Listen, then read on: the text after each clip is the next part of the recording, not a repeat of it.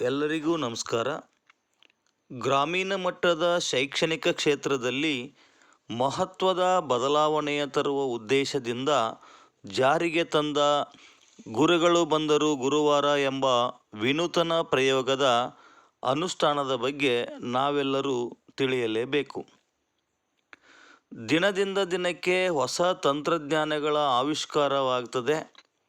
ಜೀವನವನ್ನು ಸರಳಗೊಳಿಸುವ ಪ್ರಯತ್ನಗಳು ನಡೆಯುತ್ತಾನೆ ಇವೆ. ಭವಿಷ್ಯದ ಅಗತ್ಯತೆಗಳನ್ನು ಗಮನದಲ್ಲಿಟ್ಟುಕೊಂಡು ಮೌಲ್ಯಾಧಾರಿತ ಶಿಕ್ಷಣವನ್ನು ನೀಡಬೇಕು. ಉತ್ತಮ ನಾಗರಿಕನನ್ನು ರೂಪಿಸಬೇಕು.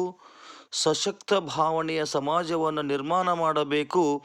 ಆ ಮೂಲಕ ನಮ್ಮ ಗ್ರಾಮದಿಂದಲೇ ದೇಶದ ಪ್ರಗತಿ ಕಾಣಬೇಕು ಎಂಬ ಆಶಯದೊಂದಿಗೆ ಪ್ರಾರಂಭಿಸಿದ ಈ ಕಾರ್ಯಕ್ರಮ ಜನರ ನಾಡಿಮಿಡಿತದಲ್ಲಿ ಸಂಚಲನವನ್ನು ಉಂಟು ಮಾಡುತ್ತಿರುವುದು, ಶಿಕ್ಷಕರ ಮತ್ತು ಸಮುದಾಯದ ಬಾಂಧವ್ಯವನ್ನು ಗಟ್ಟಿಗೊಳಿಸುತ್ತಿರುವುದು ನಮ್ಮೆಲ್ಲರ ಮನಕ್ಕೆ ಮುದ ನೀಡಿದೆ.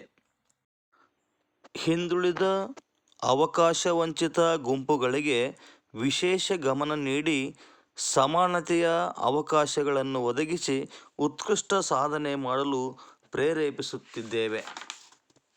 ಇಂದು ಸಮುದಾಯ ಅಪೇಕ್ಷಿಸುವ ಓದುವ, ಬರೆಯುವ ಮತ್ತು ಸಂಖ್ಯೆಗಳೊಂದಿಗೆ ಗಣಿತದ ಮೂಲ ಕ್ರಿಯೆಗಳನ್ನು ನಿರ್ಧರಿಸುವ ಮಗುವಿನ ಸಾಮರ್ಥ್ಯವನ್ನು ಎಲ್ಲ ಮಕ್ಕಳಲ್ಲಿ ಸಾಧಿಸುವ ಸ್ಪಷ್ಟ ಗುರಿಯನ್ನು ಹೊಂದಲಾಗಿದೆ.